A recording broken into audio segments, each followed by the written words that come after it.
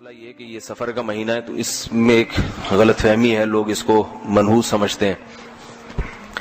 یہ بھی وہمی ہونے کی دلیل ہے انسان کے. جس چیز کے منحوس ہونے کی کوئی شریعت میں دلیل نہیں ہے، نہ کوئی اس کی سائنٹیفک دلیل ہے نہ شریعت کی. کوئی سائنسدانوں نے تحقیق کی ہو کہ اس مہینے میں کچھ مخصوص قسم کی ریز نکلتی ہیں تو بھی ہم مان لیں کہ چلو بھائی سائنسدان کہہ رہے ہیں. اور سائنسدان نہیں کہتے تو پھر ہمارے پاس ایک دوسرا ذریعہ کیا ہے؟ پیغمبر کی بات، بلکہ وہ پہلا ذریعہ ہے.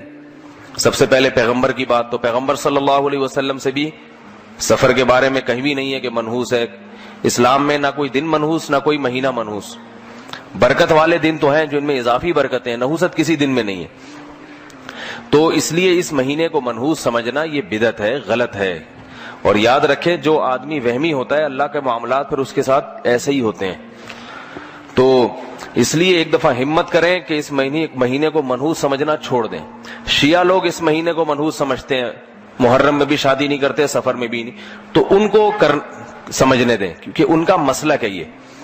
اس زمانے میں انسان نہ اپنے مسلک کو چھوڑے نہ دوسرے کے مسلک کو چھیڑے، نہ ان سے بحث مباحثہ کریں. ان کا مذہب ہے، وہ اگر اس پہ مطمئن ہے تو ٹھیک ہے، ان کو چلنے دیں. آپ سنی ہیں، دیکھو ابھی آپ نے نماز پڑھی شیعہ کے طریقے سے، سنی کے طریقے سے.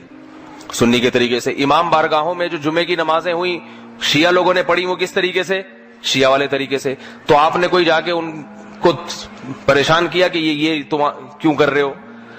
وہ اس لیے کہ بھائی وہ ان کا مسلک ہے، ایسے ہی کر لیں دے. آپ کا مذہب جیسے تھا آپ نے ایسے پڑھ لی. تو صرف نماز میں نہیں باقی چیزوں میں بھی ہونا چاہیے. ان کا مذہب ہے محرم اور سفر کے مہینے کو منحوس سمجھتے ہیں، اس میں شادی نہیں کرتے. سنی مذہب نہیں ہے یہ. تو آپ ایک مذہب کو فالو کریں نا. اور یہ بھی یاد رکھیں کہ جس چیز کے منحوس ہونے کی دلیل نہیں ہے تو اس میں پھر ایسا کام کرنا چاہیے تاکہ آپ کے عقیدے کی اصلاح ہو. دیکھو بنی اسرائیل کو اللہ نے گائے ذبح کرنے کا حکم دیا ہے. کوئی اور جانور بھی تو کہہ سکتے تھے ذبح کرو. اس کی حکمت بعض علماء نے بیان کی ہے کہ جیسے ہندوؤں میں گائے کو ماتا سمجھا جاتا ہے نا، تو یہ بہت پرانا ہے. گائے کی عبادت قدیم زمانے سے ہوتی آ رہی ہے. تو بنی اسرائیل میں بھی یہ شرک آہستہ آہستہ آنے لگا تھا، گائے کو مقدس سمجھنا.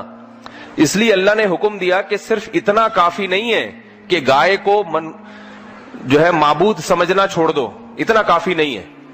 بنی اسرائیل تو حضرت موسیٰ پر ایمان لائے تھے نا، تو وہ گائے کو تھوڑی خدا سمجھتے تھے. لیکن اللہ نے کہا اتنا نہیں، اس کو اپنے ہاتھ سے گلا کاٹو، گائے کا ذبح کرو. کیونکہ جس کے دل میں ذرا سا بھی وہم ہوگا نا وہ گلا کم از کم نہیں کاٹے گا، کہیں ایسا نہ ہو گائے ماتا بددعا دے اور میرے سارا ہی بیڑا غرق ہو جائے. تو اللہ نے کیا کہا؟ گلا کاٹو اس گائے کا، ذبح کرو، گائے ذبح کرو. تبھی بنی اسرائیل نے حیل و حجت کہ دل میں تھوڑا سا کہیں چور چھپا ہوا تھا کہ گائے نہیں بکری کاٹ لیں گے، دمبا کاٹ لیں گے، یہ گائے کا کیوں کہا جا رہا ہے؟ اس کی مثال ہے جیسے کوئی ہندو اسلام قبول کرے، بقرعید کے دن اس کی پہلی کوشش تو کیا ہوگی؟ گائے کے علاوہ کوئی چیز ذبح کر لوں میں، کیونکہ ایک طویل عرصے سے گائے کی محبت اس کے دل میں پیدا ہو چکی. اب آپ پہلے ہی مہینے اس کو کہتے ہیں گائے کاٹو، تو کہے گا ٹھیک ہے گائے کاٹنے سے نقصان تو نہیں ہوگا، لیکن اگر ہو گیا، ہمارے سارے بزرگ صدیوں سے کہتے آئے ہیں گائے ماتا ہے، تو وہ کوشش کیا کرے گا کہ گائے کے علاوہ کچھ بھی کٹوا لو.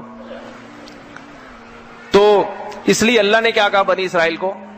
گائے کاٹنی پڑے گی، بکری نہیں، دمبا نہیں، اونٹ نہیں، گائے کاٹو. تو بنی اسرائیل اسی چکر میں تھے کہ گائے کے علاوہ کچھ اور ہو جائے. تبھی سوالات کیسی گائے ہونی چاہیے، اللہ نے کٹوائی.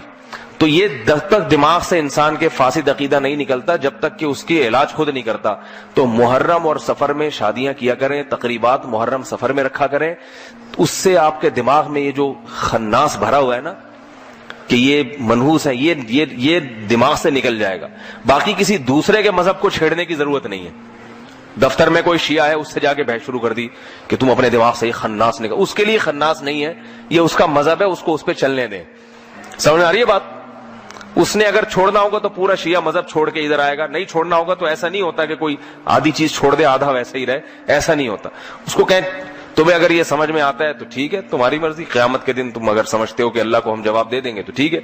تو یہ میں بار بار بتاتا ہوں، یہ جو دور چل رہا ہے یہ اختلاف اور فتنوں کا دور ہے. اس میں کسی کو چھیڑ چھاڑ کی کوشش، کیونکہ تھوڑا سا چھیڑیں گے نا وہ بہت چھڑ جاتا ہے. پھر آدمی کسی کو ذرا سا آپ نے اگر یوں کر کے ابھی چھیڑ کے دیکھیں کسی نمازی کو، باہر ذرا سا چھیڑیں گے پھر دیکھیں وہ آگے سے ہاتھا پائی، تو وہ افورڈ نہیں کر پاتا آدمی. پھر تھوڑا بھی نہ چھیڑے, اپنے کام سے کام رکھیں. جو آپ سے ہدایت لینے کے لیے آ رہا ہے, جیسے آپ لوگ تو خود مجھ سے یہاں آئے ہیں نا سیکھنے کے لیے, بیان سننے کے لیے, تو میں پھر آپ کو بتا رہا ہوں.